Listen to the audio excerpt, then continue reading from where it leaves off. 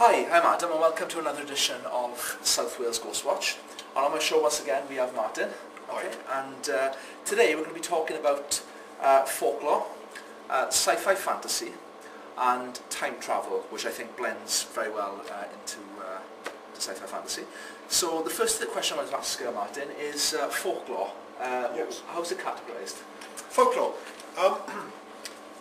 People often think there's a distinction between reality and folklore. Folklore is an attempt by people to make sense of the world they live in. They try to read things, to understand things. A folklore will be in a rural society based on nature. It will be based upon animals, birds and whatever's seen. And it will also be based on an attempt to explain why things are in particular ways. Folklores vary and they change over time. My grandparents' generation would have been far more interested in sort of general moral lessons that they would have learned. And also sort of knowledge of plants, herbs, how to grow particular plants, how to make sure that everything was all right on the farm or the rural setting. In a more modern setting, folklore is actually fed by all sorts of things. And that will bring us on to the films, interestingly enough. Sort of urban folklore has stories like what we call urban myths. One of the favourite sort of urban myths that I can think of in modern times, not so modern, is the idea of alligators in the New York sewers. They once did find two very much emaciated crocodiles down there. Yeah. And the thing is that all folklore is constantly changing and being updated. It might be that somebody hears a story and they like that story and they tell a little bit and it's told to somebody else and another little bit is added on. One of the most famous urban myths that also occurs is about the guy who's in a car and he picks up a young girl who's been can't get a lift home, and he takes her home and drops her off, and he thinks, I rather like that girl. And he goes back the next day and the woman looks shocked. She says, nobody lives here. She looks really upset. She says, that was my daughter. She died 10 years ago. And you've got that sort of story about the ghost who is continually haunting a particular area. You get more macabre stories. I heard this story. Folklore is also influenced by what scares us. In the present time, we get folklore about the threat to our children and the people we care about. The story about the little boy or the little girl who was stolen from the pram and then was found about to be moved on, kidnapped, with a change of clothes. Right. That's a logic, yeah. And that's a story that I've heard told about in Port Talbot, in Neath, and in Swansea. And each particular story has a value. It tells us, it shows us what we're frightened of. Okay. Yeah, and you also have other folklore stories about red sky at night, shepherd's delight, red sky in the morning, shepherd's warning. Little proverbs. So the term really folklore and mythology is kind of similar, is it? They merge. Yeah. They merge, yeah. Mythology would be something like the goings on of the Greek, the Roman, the Norse, and the Egyptian gods. People in ancient Egypt were dependent very much on the Nile flooding, the inundation of the Nile, and you could predict when it happened. And to the Egyptians, Isis, who was the great goddess, represented the fertile land of the Nile. Osiris was the land that, if you like, impregnated her and made the ground grow, the crops grow. Set was the god of the desert, of which the Egyptians are always constantly in fear of. We all know of Thor's hammer. Thor was a Norse figure. We've also had a film about Thor recently. Yes. Marvel Comics made a sort of thing like that. And contemporary stories like Supernatural, which I believe is now in its 8th season. Yes, and you're a big fan as well. I'm a big fan of Supernatural. Deals with folklore and myth.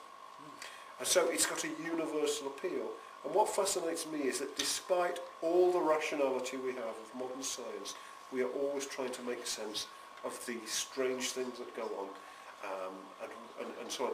I mean, what I particularly liked about, say, Supernatural was that it's emphasising the idea that humans are very, very important.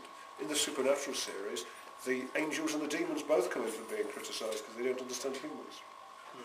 So you've got folklore, mythology merging together like that. Okay, so does folklore influence our lives? Oh, very much so. I Yeah. mean, let's think about it in this way. Quite a few people will not walk under a ladder, even now. People who have obsessions sometimes look for good luck. The magpie, if a magpie or whatever comes in, the number of magpies are supposed to influence various things, tell you what's going to happen. So an awful lot of superstition. It's very powerful. My grandmother used to believe that you shouldn't bring holly into the house before Christmas, because holly was supposed to cause an argument. And of course, if they did bring holly in, it would cause an argument. Before Christmas. Before Christmas. Okay, right, yeah. And that's because in the old traditional ways, the year is divided from the summer solstice, midsummer, to December the 21st, when the oak king is dominant, and after that, the holly king. So my grandmother's superstition about not bringing holly in was simply a memory, a folk memory, probably brought through generation after generation, that somehow you didn't do that at certain times of the year. Holly is supposed to be protective, it's supposed to keep away bad thoughts. Okay. Yeah? Yeah. And in southern Europe, you have things like the evil eye. The idea is if somebody looks at you with jealousy, they'll give you bad luck. Okay.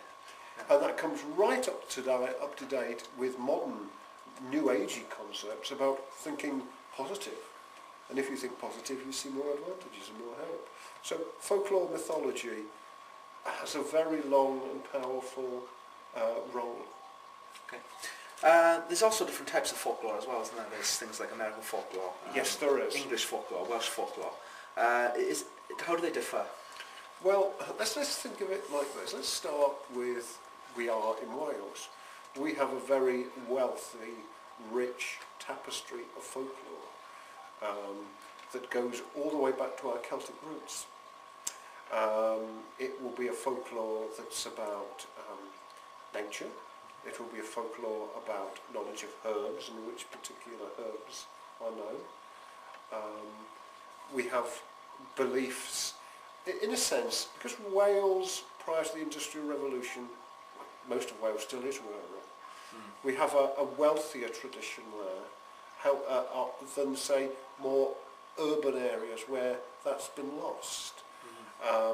Wales itself has had a long tradition of an older belief below the surface.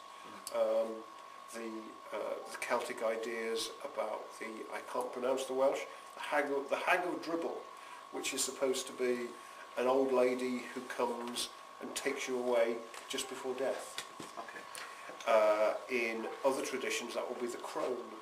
In Norse mythology, there will be one of the Norns.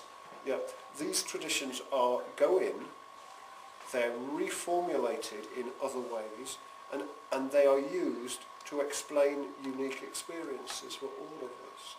You find Wales is often seen as a place of chapels, but I often think that the chapels have hold on a very thin crust of belief. And if you go below the surface, you find a whole wealth of things. If you look at, let's think of another example. Let's look at American folklore. Okay. Yeah. Now, American folklore, unlike say European, America is a very young country. It's the idea of the frontier, the idea of the man, particularly the man alone, escaping from the city and going out into the world and being rugged and individual. And the whole cowboy idea has fed American ideas and still influences them very much today.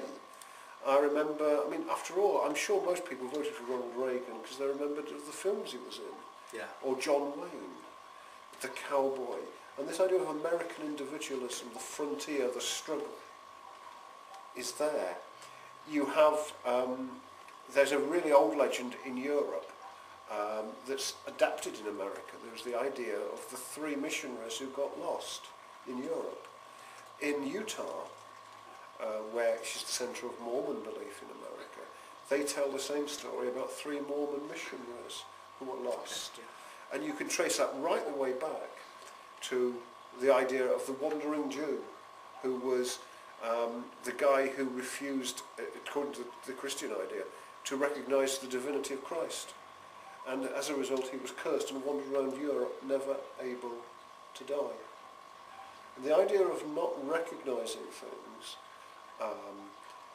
is very powerful. If you think of a film like The Green Mile, The Executioner, Brilliant film. a brilliant film, Yeah. because he has done so much taking of life as an executioner, is condemned to live much longer and see all the people that he knows lost and die almost as a punishment.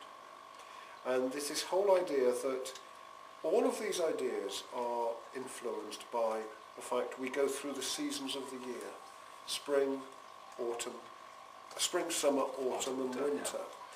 The idea that there is a natural path, the idea of life, birth, life and death. When my son was really young, I hope he's not watching, he'd be really embarrassed, there was a film called The Land Before Time Forgot. Oh, I haven't seen that. It's about little baby dinosaurs who were really sweet. Yeah. And there's a song in it called The Circle of Life. So that sort of idea is there in those sorts of films. The idea that we should look after the environment.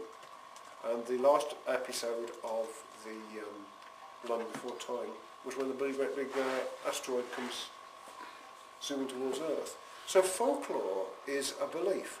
In South America, I've heard stories of possessed computers. There's some belief that a computer just kept switching itself on without an electrical source. A demon computer. A demon computer. Yeah. You've got the idea of African folklore. All these sorts of ideas which are very much nature-based, animal-based, looking for the qualities of the animal that you admire. So folklore is very, very powerful and has to be treated with a lot of respect. It's not superstition, it's not nonsense. It's the accumulated wisdom and interpretive ability of different people in different countries. A way of life. A way of life, yeah, yes. okay. Going back to Welsh mythology, Yes. consists partly of folk traditions developed in Wales and refers to certain medieval Welsh manuscripts, Yes. such as the Book of Taliesin, Yes. and also the Book of Katie, which you mentioned prior. Yes, and the Mabinogion. Oh, the Mabin... The Mabinogion. Oh, I can't say it. Right, okay, would you like to shed some light on that? Yes, I mean, Taliesin was a bard. Yeah. He was a member, I suppose you could say. It's very difficult to separate out, I suppose, Merlin and Taliesin. They are bards, they are characters who seek wisdom. They observe nature, they look at nature, they know about herbs, they know about interpreting dreams. Sometimes I think what I do for a living is a great descendant of that. And I think sometimes the fear of the psychological is also a fear of these people out there. The Welsh idea of the bard, the bards, the Ovates and the Druids. The bard is the musician, is the singer. The Ovates is the keeper of knowledge, and the Druid is a figure that keeps tradition alive, not by writing it down, but by remembering it orally and passing the tradition down through different generations. We have a particularly rich history for that. And the idea of the modern Druid order, which is highly Christianised today for the Eisteddfod, is directly influenced by that. And in a sense, the modern order of the Druids is an organisation that has done a lot to promote and keep alive the Welsh culture and the Welsh language. There are other Druidic orders that exist outside that would be looking at a far pre-Christian tradition, and these would all be informed by books like the Mabinogion. King Arthur has a very wealthy tradition in Wales and is really Celtic in origins. Yeah. The Arthur Stone is supposed to be on the Gower Peninsula. It's supposed to be a stone that was thrown from Arthur's shoe and was thrown out there, and it grew and grew and grew. There is also a tradition that on Midsummer the stone gets up and walks down to the sea and drinks. So whether stones like salt water, I don't know. Okay. You've got things like on television, say Merlin series and Camelot. Yes. You've got the very powerful influence of those traditions within Wales. You have the idea of the Twlch, which is a gigantic bear. Yeah. And you have the idea of the Salmon of Wisdom. And the crone figure is called, I can't remember what the crone figure is called in Welsh, but it's an old woman who stirs a cauldron. Okay. And Taliesin was supposed to be somebody who drank from the cauldron and had insight. And the Book of Amirin? Similar sort Similar, of approach. Okay. Yeah. You have books that deal with that whole area. There was a very wealthy tradition in Wales of the Celtic beliefs, which after the conversion of Wales and to Christianity still existed there. It never quite went away. So for example, Saint Bridget is the Celtic god Bridget with triple goddess, Bridget Brigantia Bride. And you've got rather like the Mother Maiden Crone in neo-pagan beliefs, or you've got the idea of the feminine more valued. And Stella Maris, as a name of some convents, is named after Lady of the Sea. The Celtic goddess of the sea comes from there as well. What a lot of people don't realise is that not a lot changes. One group takes hold of the folklore and belief of another and changes it. Okay. A lot of the churches in Wales were built on old pagan worship sites, and you often found that there were 4 yew trees there. And there is a wealth of knowledge of mistletoe that was all there in these classical books and kept alive the idea of the traditional Welsh beliefs. When Henry VII, the father of Henry VIII, landed to defeat Richard III, he claimed that he was the son of the prophecy. Was that the Battle of Bosworth Field? Was it? That's right, Yeah. yes. Yes, and he said that he was the Celtic king who would rule over the united areas of Britain, Wales and Scotland. He was the son of the prophecy. And you have to remember that you don't say things unless they have an effect. Unless that effect actually had influenced how many people thought, he wouldn't have bothered using it. So it's always been there. Okay. Yeah? Yeah, yeah. That idea. Wales provides a very rich... The Mabinogion is a wonderful read. Really fascinating. Oh, interesting. Okay, well, moving on to fantasy, or science fiction fantasy in particular. I'm going to mention films first of all, because we've all seen science fiction films. Yes. How do you think science fiction has developed over the years? You know, from films like The Quatermass Experiment of the 1950s with I can't remember the actor's name. The Blob with Steve McQueen. To films like Aliens, to Back to the Future. Star Wars, Star Trek, to more recently Avatar, Prometheus. Yeah, a lot of stuff there. Yeah. What you have to remember is that whatever rational attempts that science makes, there is also an attempt to use the human imagination. And the earliest science fiction films originate from the 20s. The black and white silent films. Yeah. The biggest influence, I suppose, on the science fiction film was not such a film but a radio program, was The War of the Worlds. From early, people used to believe that there were people living on other planets. And so the imagination was very stimulated by those things. The Quatermass and the Pit was a film I saw as a child. Yeah, I love that film. Fascinating. It's great, isn't it? Absolutely fascinated me. The idea that there was something else out there coming down. And what they're about is using imagination to explain how this scientific ideas will influence how society is and what we can say about the meaning of life. If you look at the early Star Trek films, in the first series you had Captain James T. Kirk, who was effectively an American explorer exploring the reaches of outer space, boldly going where no man had been before. Yes, yeah. And he was rugged, macho, Yes. but used all this science. As things moved on, the culture that we lived in, the equality of women, ideas of ecology, began to creep in the Star Trek The Next Generation. Jean-Luc Picard is educated, brooding, and a very different character, charismatic to James T. Kirk. And you've got to think of how the views of modern society influence our science fiction. They're a way in which we explore a potential folklore of space.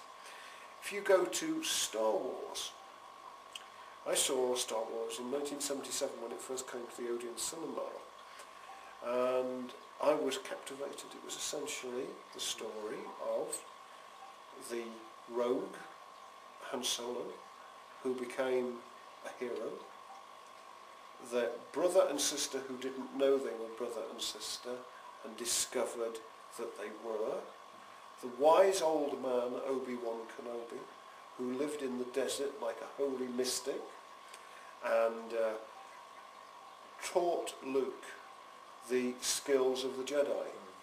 So with that sort of science fiction, I'm never really sure whether it's set in the far past or the far future. Yeah, they say it's the far past, don't they? They say it's a galaxy far, far away. Galaxy far, far away. Yeah. So you can begin to make observations like that. And you began to see as it moved on the idea of dealing with the dark side of the father who fell and the son who rescued his father's memory and helped him transform.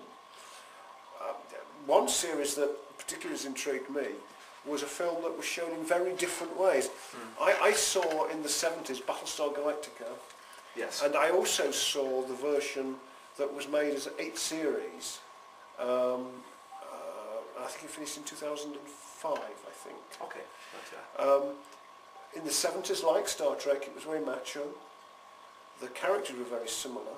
But in the more modern version of it, it actually sort of began to ask questions about what it is to be human, where we came from, and it ends with the Battlestar eventually arriving on our primitive planet where there are primitive ape-like creatures who they begin to teach, and that's where it ends.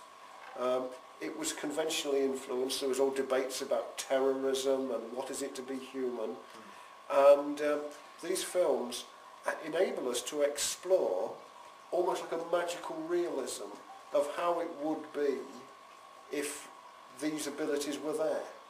So all science fiction is an attempt usually to either predict what the far past was like, or to understand what the far past was like, or understand what the future will be like.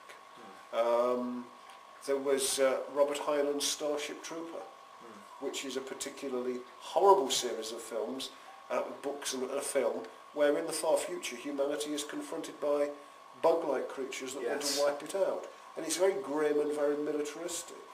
And moving on to the Alien films. Yes. That also influences.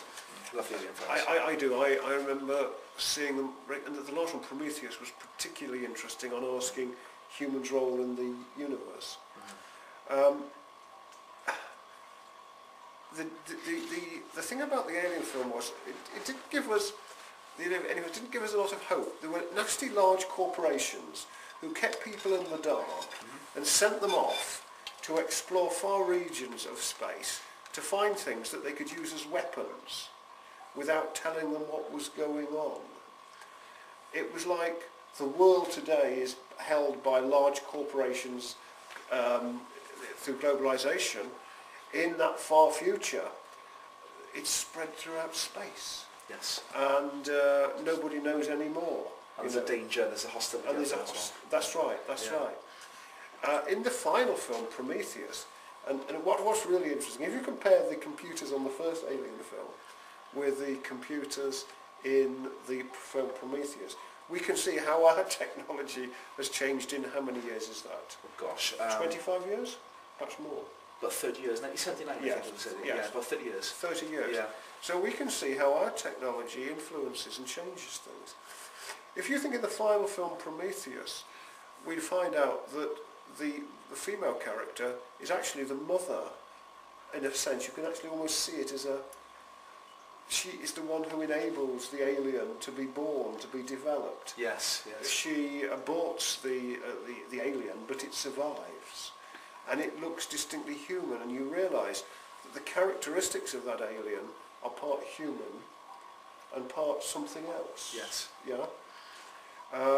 And the race that has brought the seed pods to that planet we're not sure what they are. Are they criminals who have mistreated DNA and genetically modified? Or were they set up because that particular alien race knew we were going to mess it up, and they produced this thing to finish us off?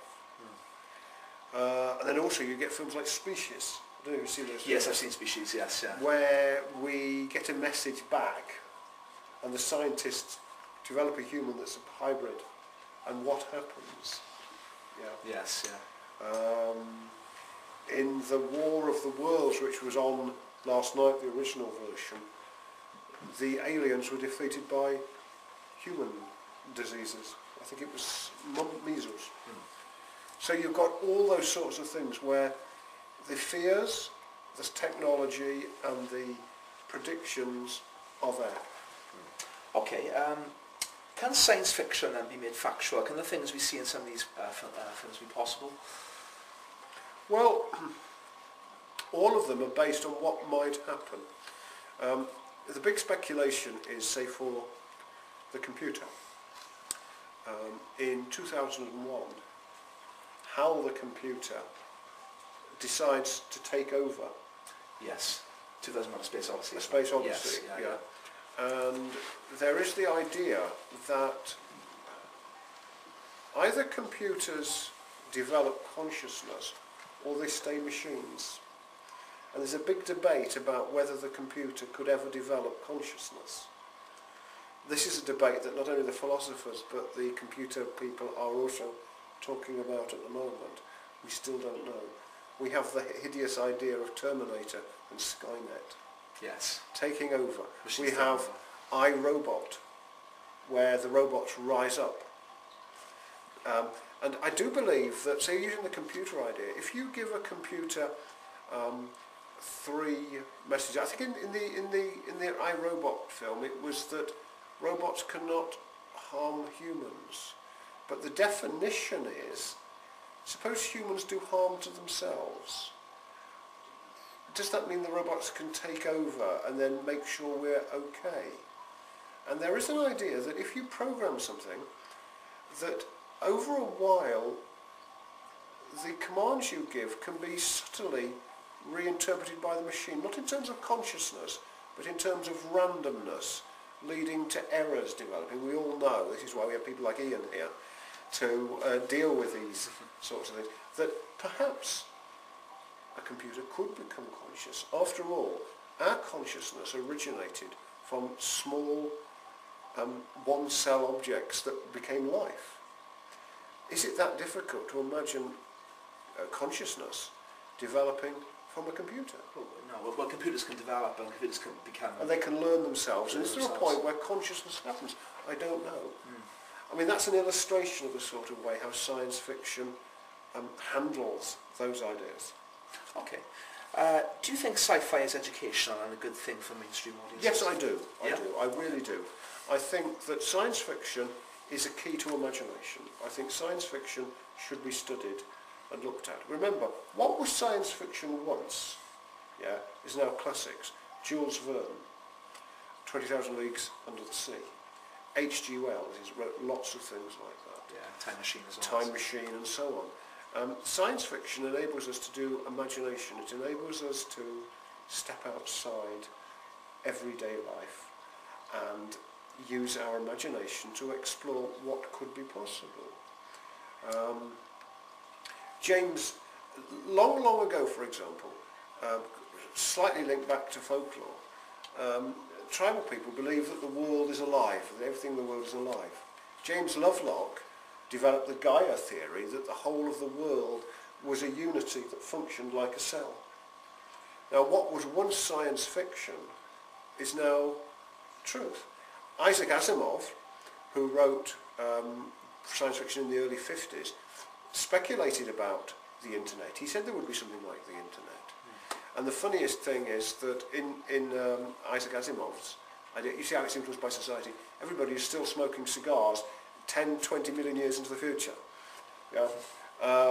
And you've got other science fiction, like the Dune books by Frank Herbert, which are about a warrior-like people who seek to convert the universe by jihad, by holy war. Now, when Frank Herbert wrote those books, he was living in Saudi Arabia. So you can see the influence of Islam there on that.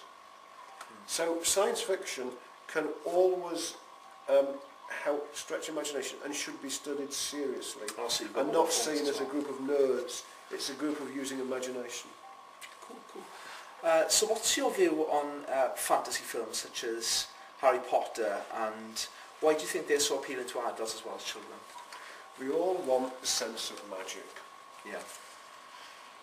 Harry Potter, effectively, what I like about Harry Potter in particular is that it says if we study well, we learn how to do technology. Magic is shown in Harry Potter to be a technology that you learn. You do your ordinary level spells or something. You do in front of O levels. You do those. You have the idea that you go to school. And if you look at it, right, look at the Harry Potter school. It's Hogwarts. It's like a public school, but it's different as well. It's multicultural.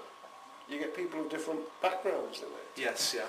And you get a distinction between the magical people and the muggles, the people who don't understand how the world really works. And they're enchanting, and they help people understand about good and evil, about growing up.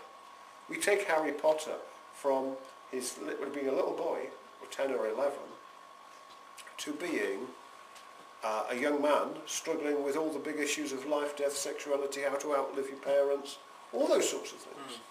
So it has something in it that can appeal to all of us.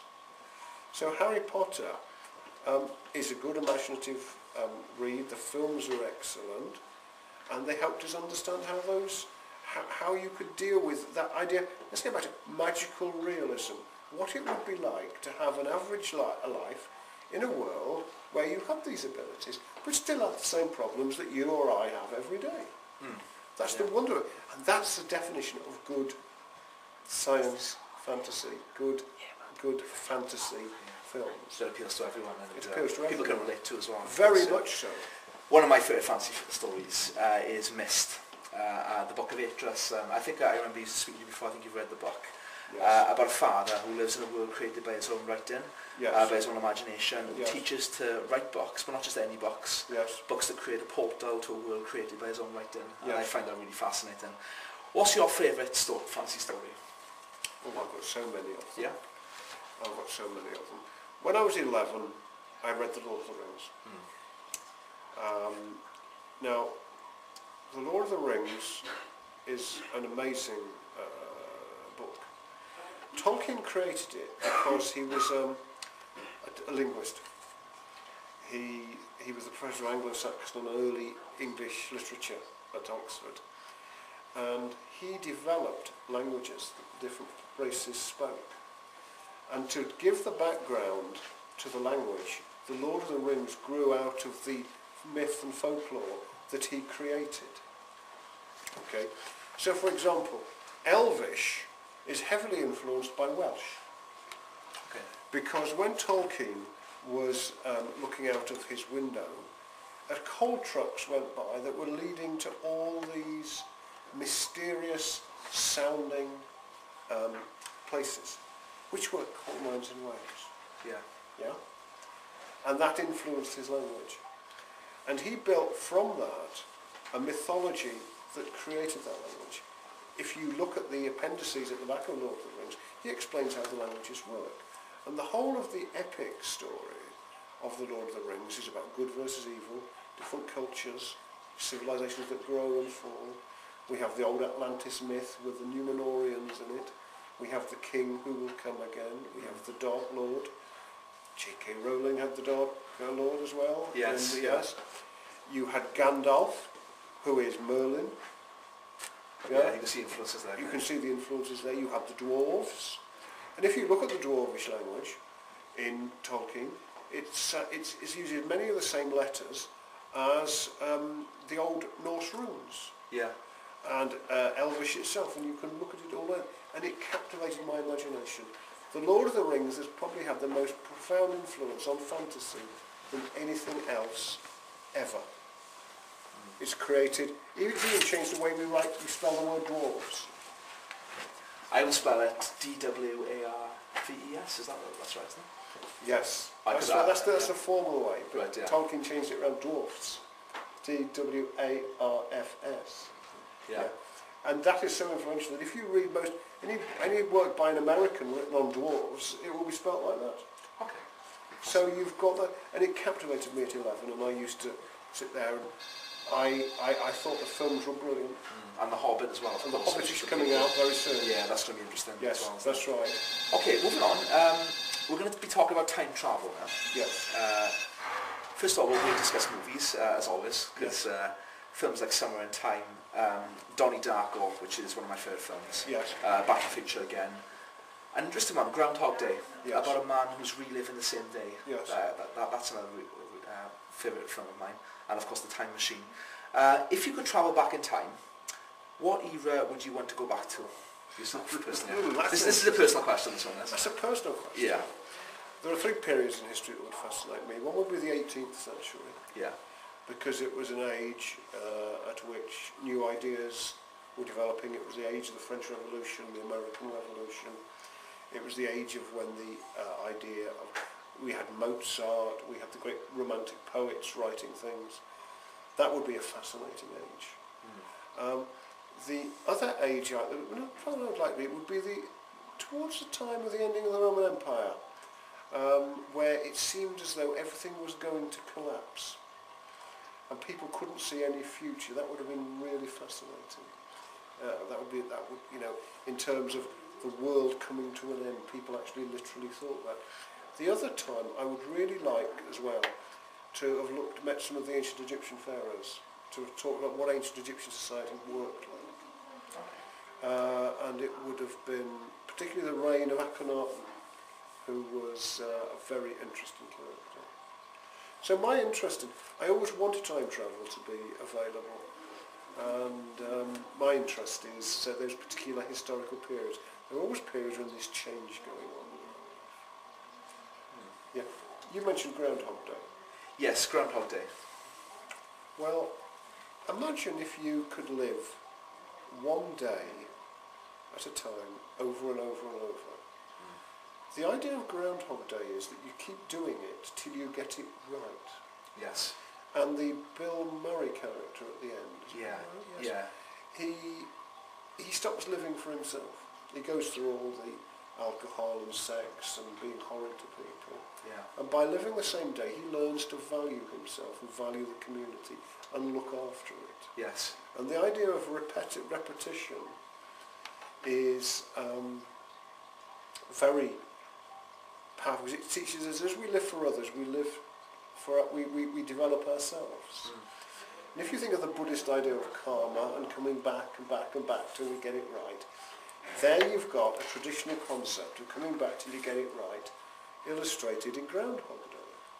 That's right, yeah, a lesson. There is even a supernatural episode where Dean keeps getting killed off, and Sam has to keep going through the day to get it right. Yes, yes. So there's that theme of living the same day over and over and over again is a very old theme in folklore. And Donnie Darko as well, another Yes. film line. I mean, Donnie Darko, in that film, there are two versions of it. There's the director's cut and there's the full version.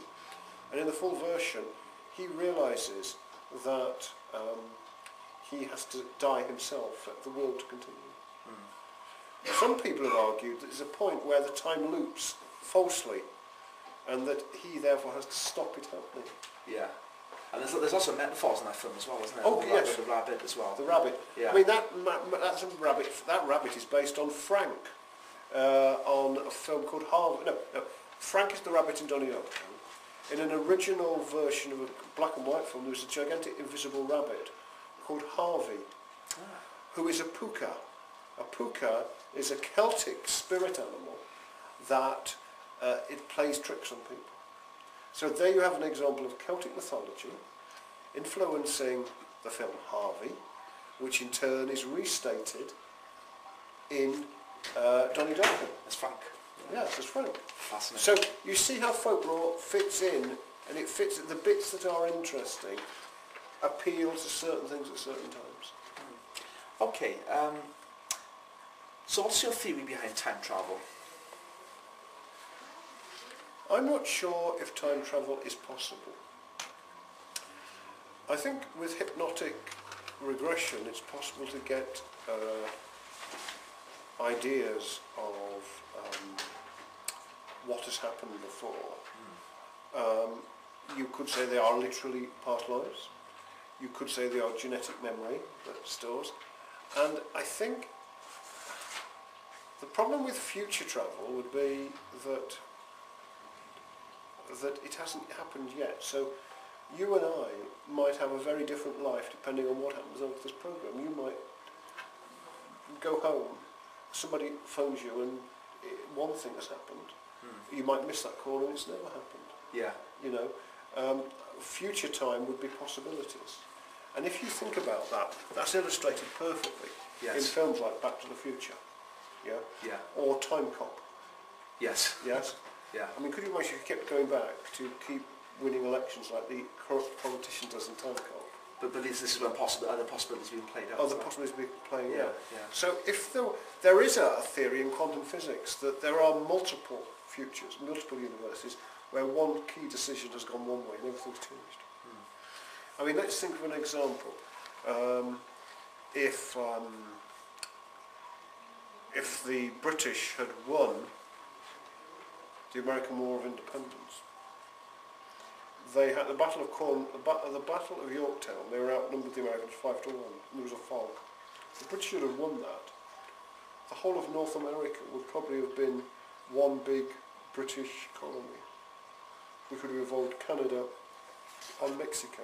History would have been influenced. My grandmother used to use it as a rhyme. For the sake of all for the horse's shoe. If a horse didn't have a proper shoe, the battle was lost, and because the battle was lost, the kingdom was lost.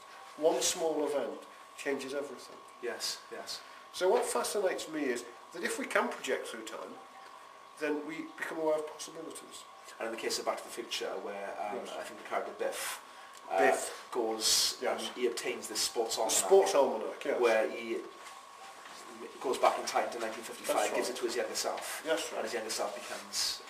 I mean, historically, suppose what would have happened if, suppose during the last general election, there were 2 Liberal MPs who lost their seats, who were particularly left-wing. I suspect if they'd have been there, that David Cameron would not have been able to form a coalition. So one small event like 2 people, so futures like that, all continually changing. Suppose Ian's father had never said to me years ago, I've got this son who fixes computers and I haven't got him in to fix my computer. I wouldn't be sitting here now.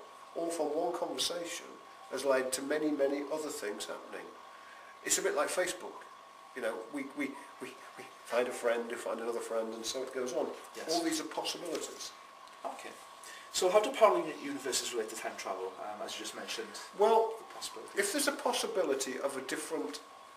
There used to be a theory that there were many universes, because if I make one decision and I make another, then an entirely different future is formed. And they used to believe that there were like alternative mirror universes because of that. A decision changes how the future is. Do you think there are an infinite number of parallel universes? I don't know. I don't know enough about quantum physics. All I know is that we know very little about it, and this is why I take on board very seriously the issues of parapsychology and things like that. Because I think it is scratching at the surface of what's really going on. Okay. Okay, so what do scientists and philosophers believe about time travel? Well, that's an interesting one. If we start with Einstein. Einstein said that time is curved. This is where it all comes from. Yes, yeah. Now, this is a really heavy concept. The reason that there is nothing beyond the universe is because the universe hasn't got there yet. It's expanding outwards. Space makes time curved because of the power of it, the influence of it. So just as like we have electromagnetics today, space and time are connected. If we go faster than light, theoretically we can, if we shot very quickly and then back at a certain time, we would find a few difference of seconds would have occurred. That's how the idea of time travel began. Okay.